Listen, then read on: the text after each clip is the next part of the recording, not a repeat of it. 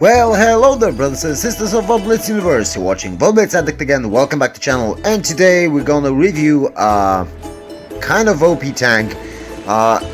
In the matter, let's say it's not that OP, to be honest, but it's a tier 8 heavy Russian tank, the Obj 252U. And we're gonna quickly look at the statistics because it's a not non-tech 3 premium tank. So if you want to spend more time looking at those characteristics of the tank, please just use your pause button and just pause the whenever you feel comfortable with, and just look at them, because I simply don't want to waste time here, and I'm gonna talk about it during the gameplay.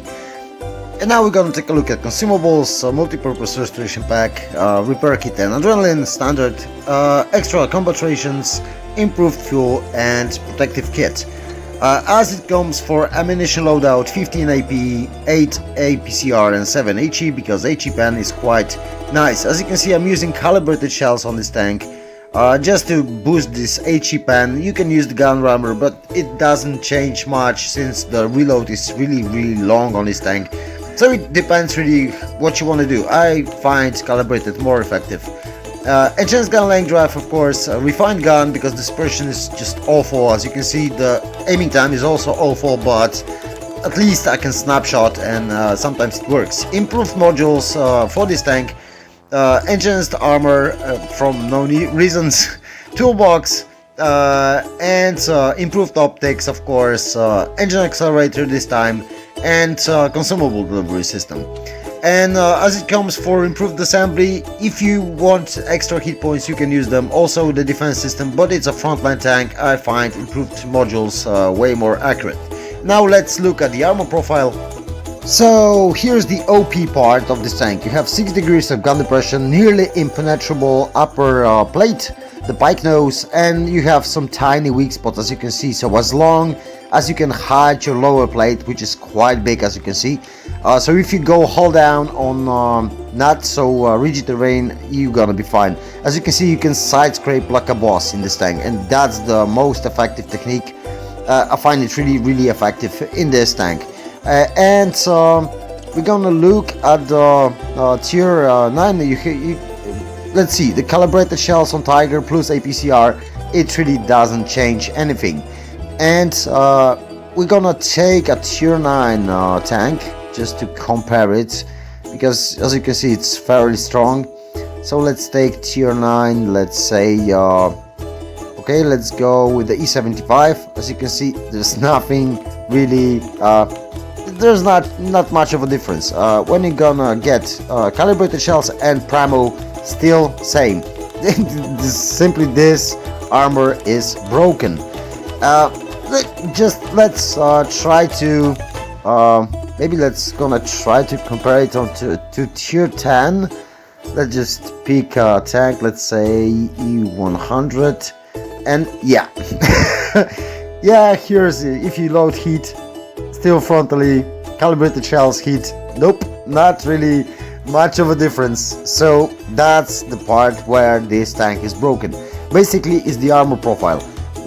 If you use gun depression either for E100, it will be really hard to penetrate this tank. Of course it's possible, but it's a tier 8 tank, for God's sake. And I'm gonna show you some short clips how much this tank can bounce. As you can see, I'm alone against 5 tanks.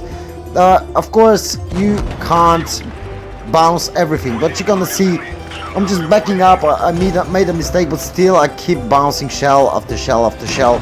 And yeah, that's the main thing about this tank. Of course you get panned if you show your lower plate like I did here. I should have side scraped, but there's one more on the side, so that's wasn't not good. But if you face hack, you're gonna face hack those 2 tanks, the IS-6 and the Tiger 2, and you're gonna see they're gonna struggle penning us. They need to aim at the weak spots, but if you wiggle and move, it's gonna be hard. Same here, we're hiding the bottom plate, we're only showing our upper plates, which are impenetrable, and we are showing our turret, which is basically also impenetrable if you sitting at longer distances. Of course, if you get close, up close and personal, then you can get hit and you can get panned. But it's not that easy. It's not that simple. If you wiggle, if you move, it's not that easy to aim at these weak spots. But the main why I wouldn't say this tank is OP. There's one thing, the gun. I mean, the gun dispersion is terrific. Like, it's horrible. And same with the reload time. You need to wait 14 seconds to reload, but at least your armor profile will stand against enemies. So if you go, even if you're waiting on your reload, as you can see, then still you can just put those nasty shells in the full 40 alpha with max roll of 525. That can really hurt. And as you can see, we're just trying to hide our lower plate. I don't think we managed to, but still, it's not really that hard to carry in this tank, and that's basically why people find it overpowered, and that's only because of the armor profile, not about the gun. It's not about anything else. The tank isn't really that mobile. That's why I use my engine boost for the equipment, and well, I find this gun very unreliable. It's typical Russian gun. Of course, it's all about the RNGs, and sometimes you get shots like this, like fully pennable and still no penetration. But you're gonna see the armor profile. I really wanted to show you an armor profile of this tank. You can see there's a K91 over there, and our poor standard B just YOLO'd in against clipping heavy. It was. I really wanted to save this guy, and I'm gonna just face hug this K91 because I know I can, and I will try to protect this guy. And you can see the Tiger still has problems hitting us because we are hiding the lower plate, and the K91 also struggles to pen us, and we can pen the sides of a turret of a K91 with the calibrated shells. That's why I'm using it, and I'm gonna back up, trying to face hack both of them. Of course, Tiger is going on my side and my back, but I'm gonna clear this K91 because it's a bigger threat for me, and now we're gonna deal with Tiger. Of course, as I told you, those weak spots when you're getting up close and personal can be penned, and you will see how the Tiger is gonna pen me.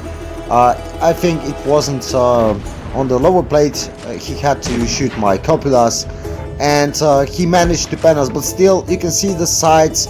We're getting bounces from the side. He thinks I will be penning his upper plate, but I'm going for the easy pen. And now we're gonna see, we are just YOLO'd in. I pushed my tank really aggressively, too aggressively to be honest, and I was aware of that. But the ability of bouncing on this tank is just pure fun, and sometimes I just YOLO for fun.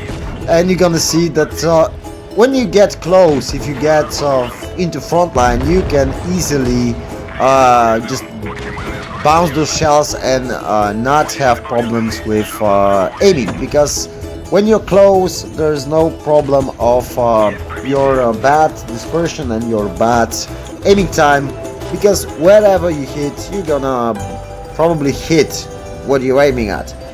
Maybe not the exact point you're aiming at, but still you can hit.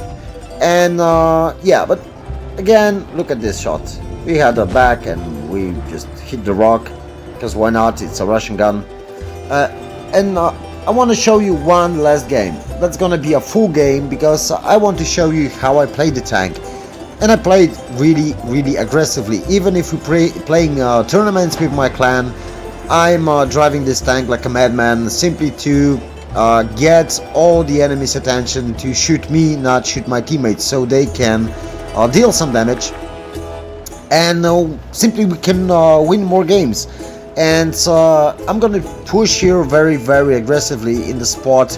As you can see, I'm a bottom tier, and like I showed you in the armor inspector, there's basically no chance they're gonna pen me, even though I'm bottom tier. So I'm gonna push real hard, and you're gonna see how broken this tank armor-wise is, because now you're gonna see there is an AT-15, there's a KV-4, there's a T-34 over there, and there will be a motion soon. And I'm sitting hull down over here just to show them my turret and my pike nose, which is basically there's no chance they're gonna pan, and this P-44, poor P-44 is trying to get us. We're gonna make a mistake by showing our bottom plate, even though we're trying to hide it, but he's gonna just pan once, then that's basically all. And here's a motion approaching us. He also has thick armor, as you can see. He's not giving us much of a chance to get shots, but we're gonna face hack him again. It's a very tall tank, and all he can shoot is basically our hatches. And as you can see, we were able to bounce some shells, kill one. Now we're gonna just kill the waffle. Unfortunately, someone was faster than us and he killed it first. And I made a few mistakes here. I can aim for the tracks, and but still I will hit the hatch. I think I will pan. Yeah, that's what you want to do in the object. Just stay up close and personal.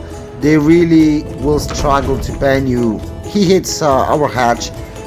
Good for him, because he should be able to do it. I'm gonna try to ignore the motion and clear this AT-15. Unfortunately, we bounced, but our team decided to help us, and this waffle is doing a good job over there by just taking attention of this motion. He stays alive. I was able to clear the motion. Unfortunately, he died, but there's an AT-15 that we need to take care of before we approach the KV-4. And here's a T-34, and there's a KV-4 over there. You're gonna see it in a second. And unfortunately, we're gonna bounce this shell. We're out of one shot, and that's a situation where you are just becoming very, very effective. If you're low on hit points, if you play it smart, you're gonna clear some tanks, and you're gonna be able to bounce some shells. And yeah, that's basically how you want to play this tank. You can see we are sitting on over 2.5k damage, and almost 2k damage with blocked shells, and that's basically how this tank works. We got a second class, we got 4 kills, we earned quite nice amount of credits, and yeah, that's how this tank works. So if you like those derpy Russian guns and you like those great epic armor profiles, that's the tank for you.